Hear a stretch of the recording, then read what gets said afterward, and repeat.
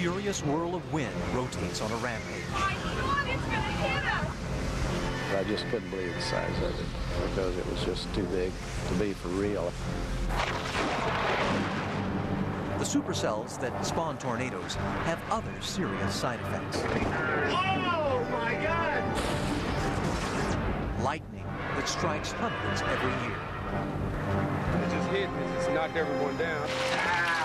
Hail that falls with a violent force. Terrible, it hurt! And we were scared! And microbursts that drop planes from the sky. Get away! The devastating weather of supercells. Nature at its fiercest.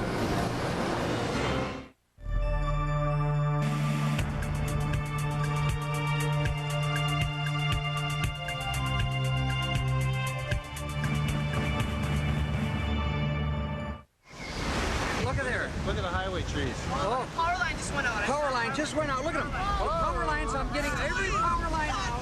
It's July in Minnesota. The Goodry family is having a lakeside party when an uninvited guest drops in. Here it comes. Here it comes. Here it comes. This beautiful weather displays a demon in disguise. And all the electricity, all the power lines are going. You are watching a phenomenon few have ever seen. The birth of a tornado. It is incredible. It's coming across the lake right now. This rushing wind is what's called an updraft. Well, you can hear it, you can see it. The family doesn't realize it's a sign of deadly weather. Watch your little funnel clouds spit out of that green. Look at that funnel. Within moments, it metamorphosizes into a monster. The Goodrys rush for cover. Get away from the windows. Tree just blew over. Get away from the windows. Get away. Get away. Get away. Get away. Get away. Where's everybody? Where's everybody? The Goodrys will survive unscathed, but their ordeal serves to prove that what we don't know about the weather could kill us. In the beginning, it looks harmless.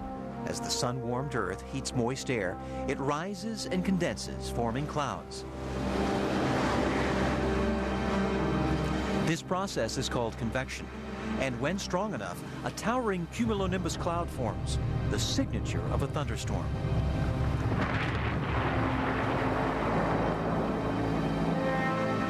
The rising warm air creates an updraft, fueling the storm. Some thunderclouds can reach more than 10 miles high. These thunderstorms can grow into giant weather systems called supercells. Awesome, ominous superstorms that can span the horizon, packing gargantuan power that eventually must be released with lightning, twisters, and hail. Rock-hard balls of ice hammering down on the earth. Hailstorms can seem like cannonball attacks from above. These onslaughts of ice cause over $1.5 billion worth of damage in the U.S. each year, and they can be deadly. Ow! Farmers call it the white plague. Poor animals are getting hit. They watch helplessly as hail bombards their animals, sometimes killing them and shredding their crops. Hailstones can be as small as a pea or larger than a baseball. That's huge. Those were up in the clouds. To demonstrate their impact and velocity, we ask a baseball pitcher to play the part of the thunderstorm. His target, a common victim of hail.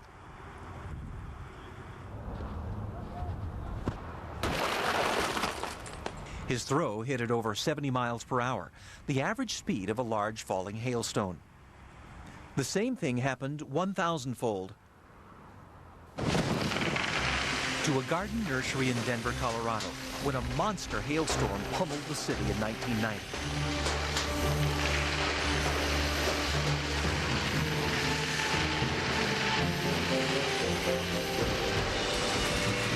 The storm, which hit Denver head-on, unleashed golf ball-sized hail like an iron-fisted barrage.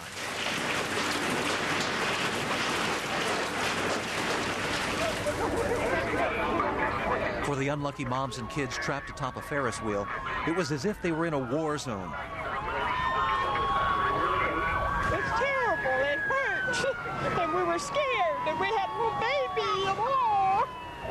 One mother used her body as a shield against the hail. I was covering 2 little girls is what happened, so I got the worst of it. She was hovering over 2 girls, protecting them from the hail. We had no warning whatsoever. The type of injuries that we've got in there at this point in time are a lot of bumps, bruises, contusions, really no major injuries. The injured are rushed to a hospital that had also been damaged by the hail. 2 of its medevac helicopters had their bubbles shattered and rotors damaged. Both copters had just landed with patients moments before the hail struck. Elsewhere across the storm's path, branches and leaves lay torn to the ground. Car windows are punched in. To better understand the storms that bear this white plague, meteorologist Morris Weissman wrangles weather balloons that carry instruments which can send back atmospheric data from the environment. High up in the towering cumulonimbus clouds that signal wild weather.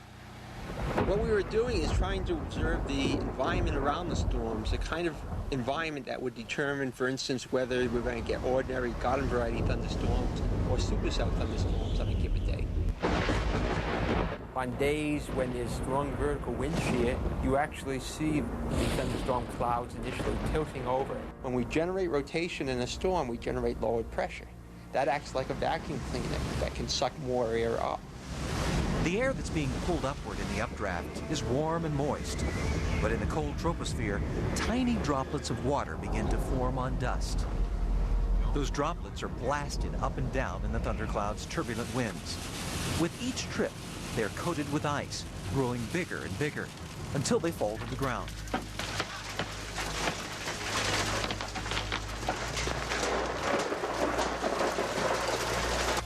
Look at the size of that thing.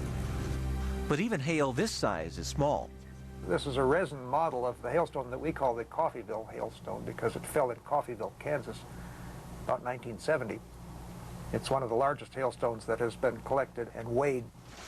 The final fall velocity of a hailstone this size is about 100 miles an hour. This would kill a person if it hit him on the head. Charlie Knight studies hail that is shipped to him from across the world. Each hailstone tells a story. These hailstones came from a storm at Fort Collins about 10 years ago. It was actually a storm in which one person was killed by a falling hailstone. It was a small child. Here in his frigid lab, he opens each as if it is an icy gem. The ring structure tells you something about the history of the altitude at which the hailstone was growing. This one is mostly pretty bubbly, so it probably formed mostly rather high in the storm. By better understanding how hail is formed, Charlie Knight hopes someday to help protect people and property from the white plague. Can't drive, it's impossible to see. Until then, the very best hope we have is to find shelter of any kind.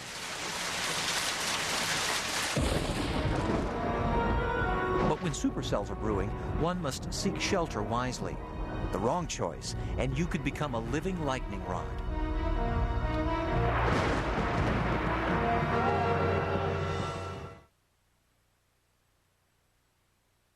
Hi, I'm Cupid. I'm in the heart business. Some call it the autograph of God. It's deadly, sudden, and terrifying.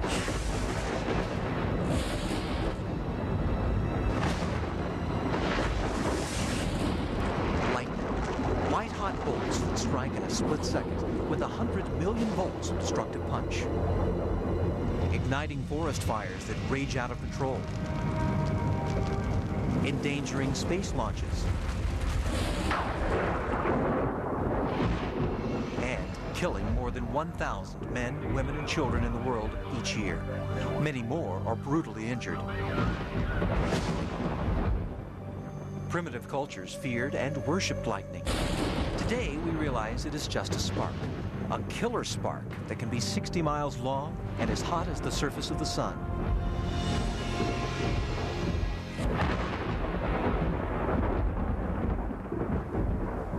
The buildup of static electricity on the ground can provide an ominous warning of where and when lightning will strike.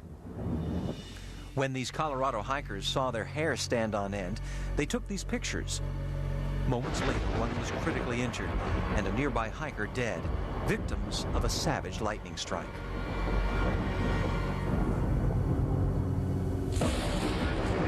Oh my God! An open field is a dangerous place in a thunderstorm.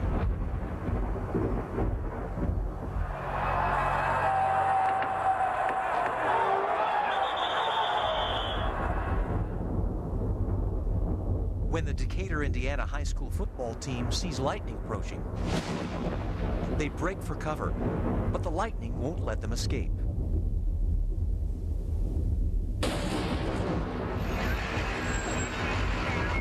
A fierce bolt slams into the ground beside them, knocking several players down and temporarily paralyzing them. It just hit and it just knocked everyone down. And I looked up and everybody was on the ground. It's not a direct strike, but one student says it feels like a sledgehammer hit him. The voltage basically flashes over the ground and up the victim's legs through their feet. And a lot of our victims have reported some pain in their feet, some numbness and tingling in our extremities. The team will recover and play again. Phillip Kurtz may never be the man he once was. During a thunderstorm, while fixing the plumbing at his in-laws, he went to his truck to get a wrench. Just at that instant, when I took hold of that wrench, heard an extremely loud explosion like I had never heard before. Phil came through the door and he was convulsing and he had flames rolling down his body and his belt buckle was sparking. He took one step inside the kitchen and fell to the floor. Thousands of miles away in California, lightning will tear into Lana Andrews' life just as suddenly. With her good friend Bunny, Lana takes her first backpacking trip, a challenge for her 50th birthday. See how nice it was, blue sky, we were warm, we had no inkling this was going to happen. Lana and Bunny are high on Mount Whitney, where the weather can change without warning. Just after lunch, it starts to sprinkle. The leader of our group said, if lightning starts happening, throw off all the metal that you're wearing and run down in the clearing and crouch down. And even then I thought, oh, okay. You know, I didn't take it that seriously. Oh, boy, I do now. The rain turns into hail. A horse and rider with a pack mule are in front of them. And then we started to hike, and that's the last thing I remember.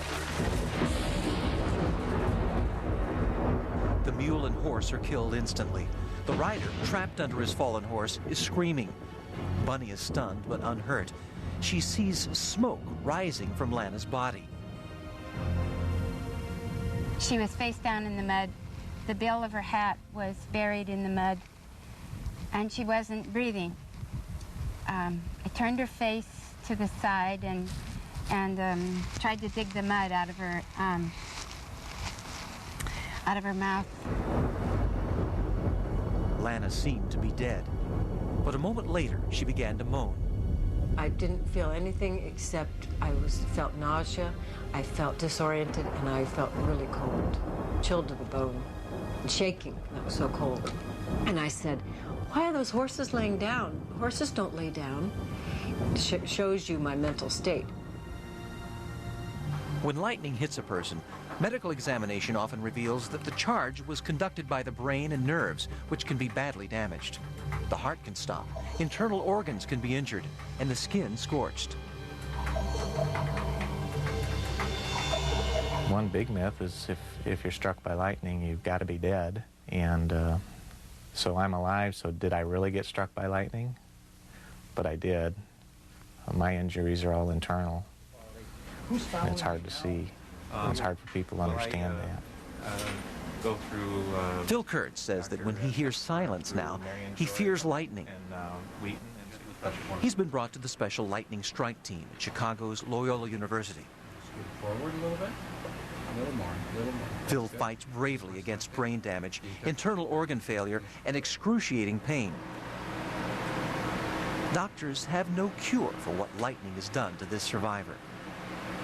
The areas in the body which are most likely to conduct electrical energy are going to be the cardiovascular and the neurologic systems. Mr. Kurtz is a good example of that.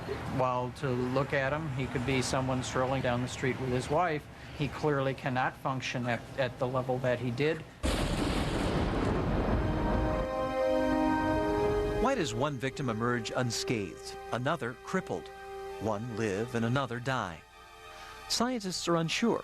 Each strike is unique, and lightning is too dangerous to study up close. 4, 3, 2, but as the human race blazes new paths, lightning seems to pursue us. Liftoff. In 1969, the Apollo 12 moon mission was struck twice as it was blasting through the atmosphere. NASA was forced to enact tough new regulations that prohibit a launch if lightning is detected within a 10-mile radius. Okay, we're all organized again, King. We've had a couple of cardiac arrests down here too, Pete. From space, lightning makes a spectacular light show. At any moment, there are more than 2,000 thunderstorms simultaneously raging across the surface of the Earth. You gotta go orbit, you're looking good. To help us better understand lightning's awesome force, scientists draw it from the sky to measure it for study. It's a different kind of research. It's not like in the lab where you can make something happen over and over again until everything's right and then you make the measurement. Dr. Martin Newman is a modern-day Ben Franklin. Along with his team of lightning chasers at the University of Florida, Newman is trying to do something man has never done: make lightning strike where he commands.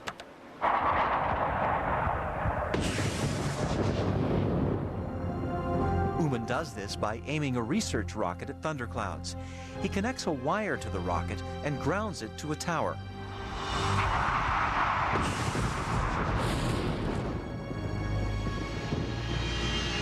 Lightning strikes the trailing wire and streaks down to the launching pad to be analyzed. But even for scientists, the phenomenon remains an awesome reminder of the furious power of superstorms, which can spawn an even more terrifying sight: a tornado.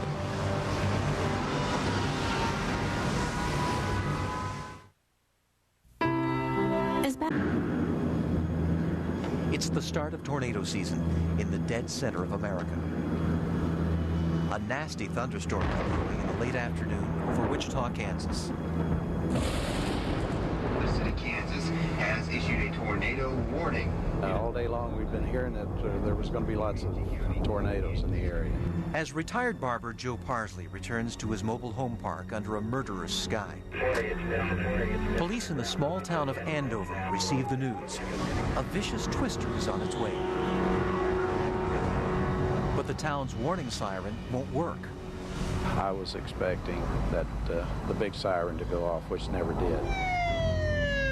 So a police car with sirens blaring speeds to Joe's neighborhood to send people to the community storm cellar. As the monster hits nearby McConnell Air Force Base. Oh, God. Oh, God.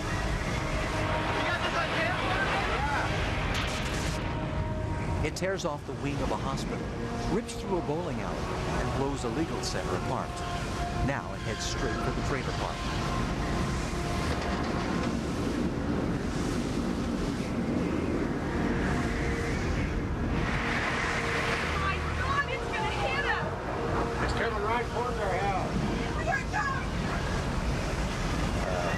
Came outside, I looked to the west. Big, gigantic tornado. I mean, the wall of it walls were straight up and down. I just couldn't believe the size of it because it was just too big to be for real. The police officer who had come to warn residents sees it too.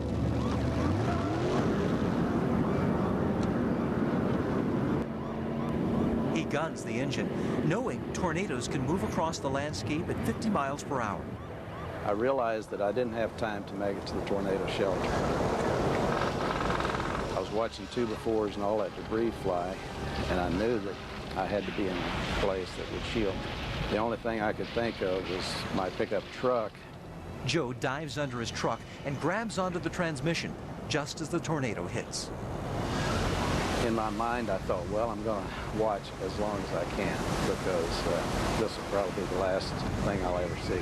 The monster slams Joe's truck into a tree, then blasts out of town on its terrible 46-mile journey.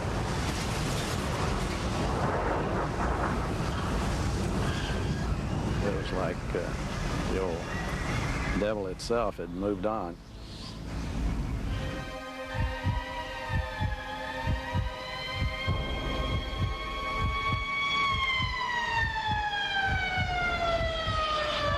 We have 4 confirmed that are dead. We have 1 that we just took out in critical condition.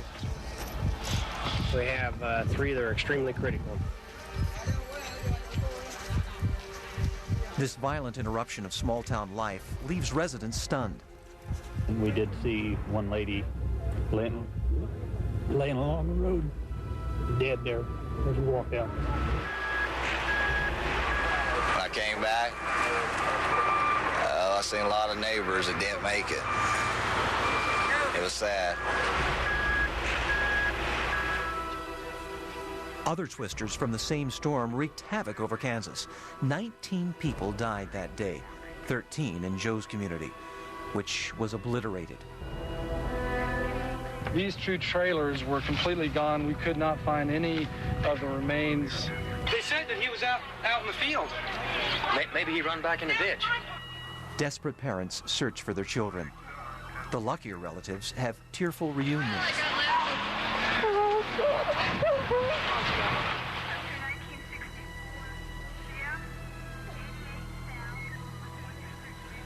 Beneath the wreckage, pinned under his truck, Joe sees it all. It was a clean sweep. It was of such gigantic force that it was unbelievable. It definitely puts the fear of God into you. Joe is rushed to the hospital, where the sound of the tornado still rings in survivors' ears.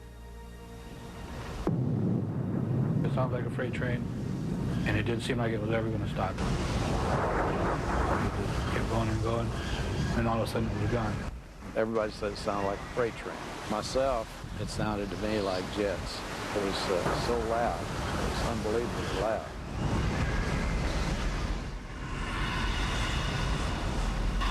Survivors may disagree, but science is trying to recognize the sounds of tornadoes.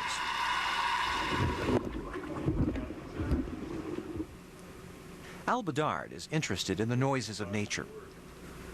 At the University of Colorado, this professor of aerospace atmospherics works with students on this unique twister in a tank called a vortex generator. With a microphone feeding sound waves, an oscilloscope creates the distinctive voice print of a vortex. One guess is that the vortex is vibrating, or all these little corrugations that you see running around them may be involved with the sound generation process. This is a variable capacitor microphone. It's not a conventional microphone. Bedard works with students in the field, picking up the sounds of the earth on an ultra-sensitive microphone that can receive audio signals for thousands of miles. Radiating out from the... One day, while listening for avalanches in the nearby Rocky Mountains, they detect this familiar low-frequency sound pattern, inaudible to the human ear. It appears to be the voice print of a twister. Later weather data proves that one has indeed dropped down nearby. Dr. Bedard starts matching sound data to other tornadoes. We were getting the voice prints of the laboratory vortices, and they really did have a unique character to them. I have made the analogy of the smaller tornadoes being sopranos, and the largest tornadoes being a basso. Now, a major tornado will be producing sounds over a very broad range of frequencies. Many of the sounds might be the tornado winds whirling around buildings, interacting with trees. The professor says that learning to listen for tornadoes may someday provide faster, better warnings to people in a twister's path. Oh my God. I hate Oklahoma. Listening for twisters is one way to eventually improve warnings. Looking at them in intimate detail was the goal of another remarkable scientific team, Vortex.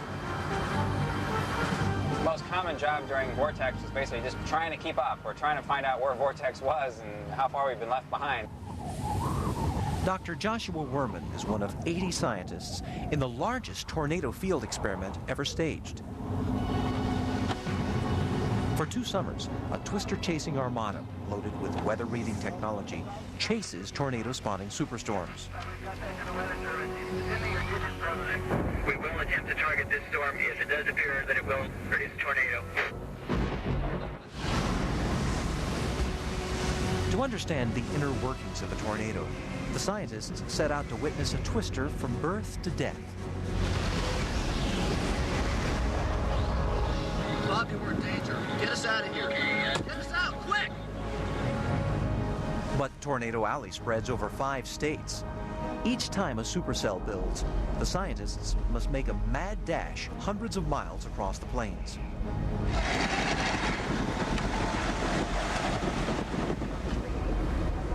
One of the most important tools in finding unborn twisters is a mobile Doppler radar. By bouncing radar beams off particles suspended in a storm, Dr. Werman gets an extraordinary picture. With a Doppler radar, we can see how much rain or how much debris is in any particular place in the storm, and we can make a map of that. This map is actually a cross-section, a bird's-eye view of a twister-generating supercell. Seeing what something looks like is the first step to understanding it. If seeing is understanding, then Texas Bible salesman Ted Quillin is about to be enlightened. A powerful twister is headed toward his town of Pampa. And I went outside to see what kind of a whirlwind it was, and just south of here, probably a mile, was Grandpappy. It was huge, black, mean looking. There was a barn there. Oh my God. What? It actually made the turn and started straight for me. I had to do something, so I come down into the cellar. I chained the door and sat down on the top steps. As Quillin huddles in the dark, the Vortex team races in his direction. They're chasing a series of supercells that drop other twisters in their path.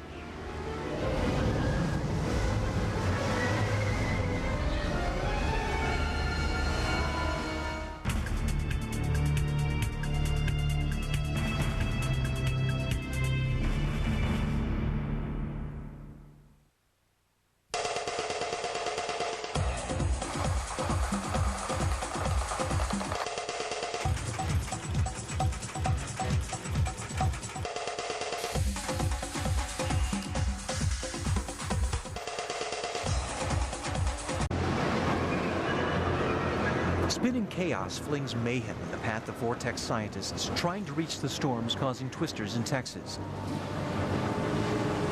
There are downbursts that almost force Vortex cars off the road. Face the wind! Face the wind! Face the wind! Back it up! All right, there you go. Oh, my God! There is lightning striking too close for comfort. And there is hail that shatters the window of this Vortex car. These close encounters have helped the scientists understand how the rotating forces in a supercell can spin into killer tornadoes. You could take something that's rotating like this, and if part of it's caught in the downdraft because of the rain, and part of it's caught in the updraft, you can take that rotation and turn it into a rotation like that. And then that rotation gets drawn in like a skater pulling in their arms. And it spins faster and faster. This is the force that now tears off Ted Quillen's chained cellar door. I was fear for my life because I thought the vacuum alone would kill me. And it dearly tried. It tried to suck my lungs right out of my body. The tornado was ripping through Tampa, twisting it up to 250 miles per hour. Yep. Downed power lines prevent the Vortex team from reaching the besieged town. Below ground, Ted Quillin hangs on for dear life and prays. The cellar was shaking so bad, the only real thought I had was, it's going to pull this out of the ground and roll me down the street and be in it, because it was actually moving this cellar. I mean, dramatically. And as I looked up, I was looking inside a single vortex tornado. Outside, the monster rips up industrial buildings, hurls steel beams, and rotates with enough force to throw cars 100 feet at 90 miles an hour.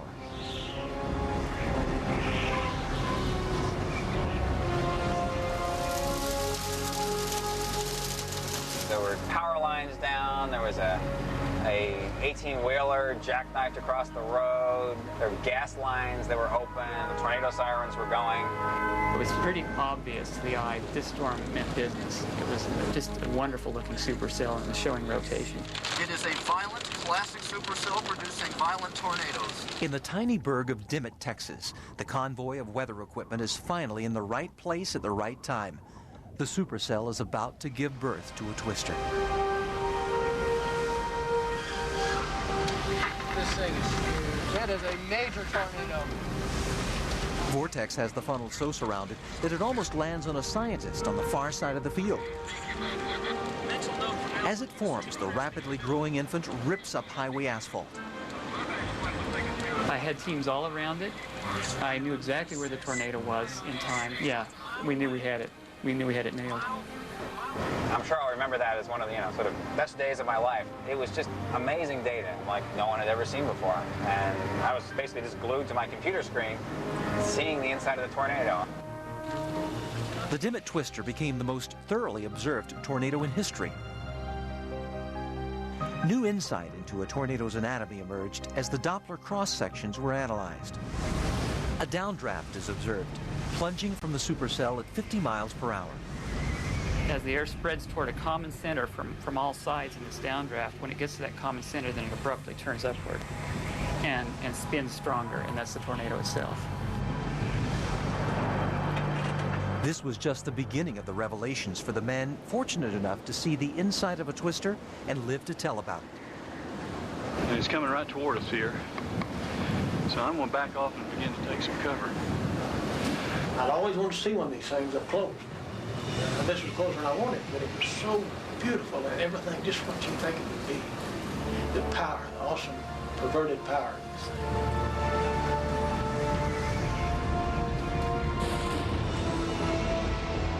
The power of a superstorm has one more weapon of destruction. An invisible killer, feared by all who fly unfriendly skies.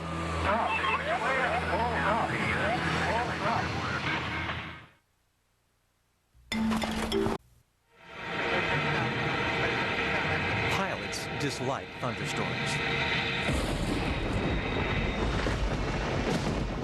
Hey, the heavy stuff is to the left, right? Affirmative. 4 miles. And it's not just lightning, hail, and turbulence they fear. When the warm air in a thundercloud rises to high altitude, it gets cold, wet, and heavy. Then it falls. Sometimes with a force so great that any plane in its path is doomed. This force is called a microburst. We kept going up and coming down and going back up and coming down. We thought there weren't any place, maybe on the runway, for us to land. Annie Edwards is one of 134 passengers on a Delta flight from Florida that circles a violent thunderstorm over the Dallas-Fort Worth airport. From looking out the window, you could see that it was raining because we did come down low enough where we thought we were going to land, and we had to go back up again. Lightning coming out of that one. What? Lightning coming out of that one. Right ahead of me. After circling the field a final time, the pilots have no idea they're approaching a monstrous microburst. But at a critically low altitude, they sense that something is wrong. You're gonna lose it all of that one. There it is. Come on. Push it up. Push it way up. Way up. Way up. Way up. That's it. Suddenly, a huge force from above pushes the plane like a giant unseen hand. Hang on. Everybody was holding on because we knew something was wrong. The pilots gun the engines with all 130,000 pounds of thrust. It is no use.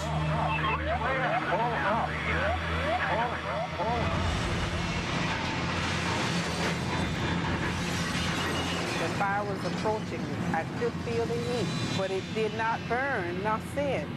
So I said God was there with me. Miraculously, Annie is left dangling in the severed tail section with 26 other survivors. But the bodies of passengers lay strewn across a field.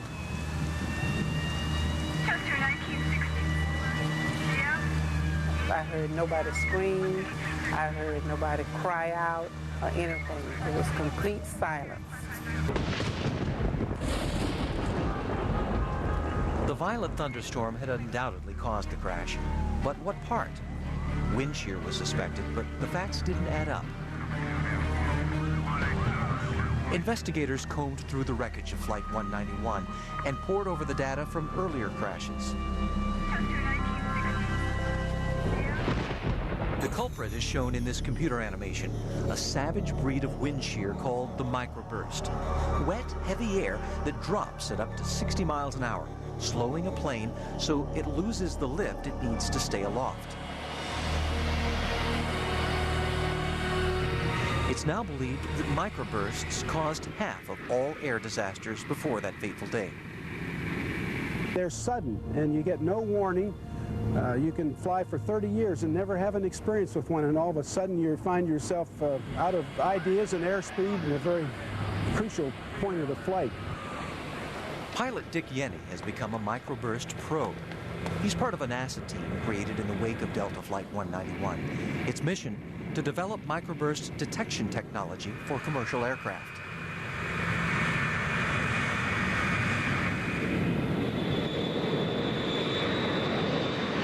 Yenny's orders seem suicidal. Fly directly into microbursts at low altitude, where they occur and where they're most dangerous. Back will be at 5 miles as we come down. This one is a real small one. We can see right through it. It's heavy. Safety precautions have been taken. Yenny and his co-pilots have extensive microburst simulation training. Land approach, Roger.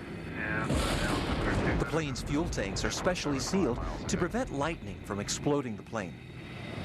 We're going to break right here. Onboard technicians study prototype microburst detection equipment. Okay, say reflectivity, Lincoln. Snap's back one time.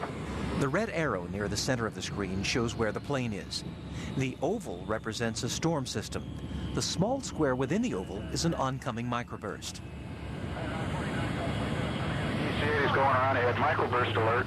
Threshold wind 0903. Expect a 70 knot long. On the radar screen, sudden shifts from orange-yellow to blue indicate the severe wind shear of a microburst. If the plane hits the dark red at low altitude, it could crash. Break right here as soon as we get out. And we're in moderate wind. Front is actually where the circles are. This. No, that's a microburst. That's the speed.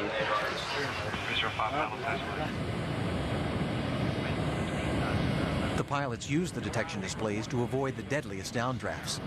But a lightning strike could knock the instruments dead, leaving the pilots blind to the oncoming danger.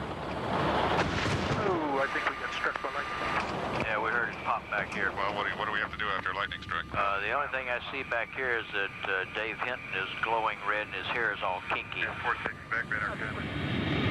Luckily, the microburst detection equipment still works. The crew that could joke about danger has defied microbursts many times and survived.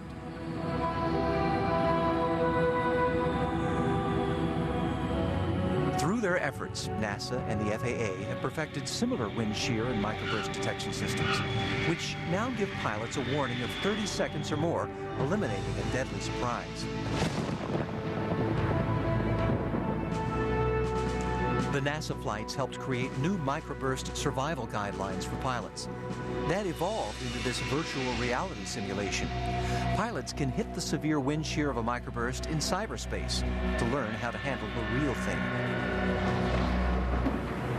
But after you fly through it a couple of times and you know it's there, you can fly right through that. And with this warning of 30 to 40 seconds, my goodness, there should be no reason whatsoever for a wind shear accident or even an incident. It's going around ahead, microburst alert. I'm really proud to have been a part of that research. In the world of weather science, research can be as rewarding as it is risky. No two storms and no two tornadoes are the same, so there's always something new. And, you know, watching one form and watching one move across the countryside, they really are beautiful. The miracle of weather renews life on Earth. As rain waters the crops, nitrogen created by lightning fertilizes the soil. Superstorms can help regulate the temperature of the planet.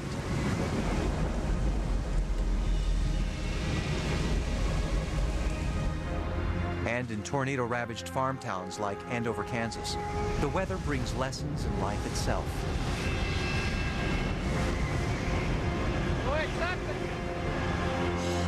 Twister survivor Joe Parsley's community has been rebuilt. And after many operations, so has he. Despite the trauma, Joe somehow has positive memories of the day the Twister ripped through town, of how his neighbors pulled together,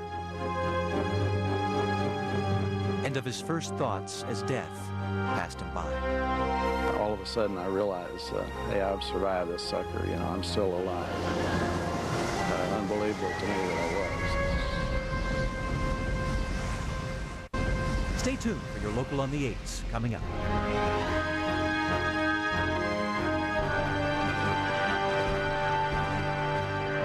Towering waves, flooding rains, and that's before it heads inland. Experience the world's most powerful storms. Hurricane, Part 3 of Storm Week. Ride it out. Tomorrow night at 8 p.m. Eastern and Pacific, only on the Weather Channel.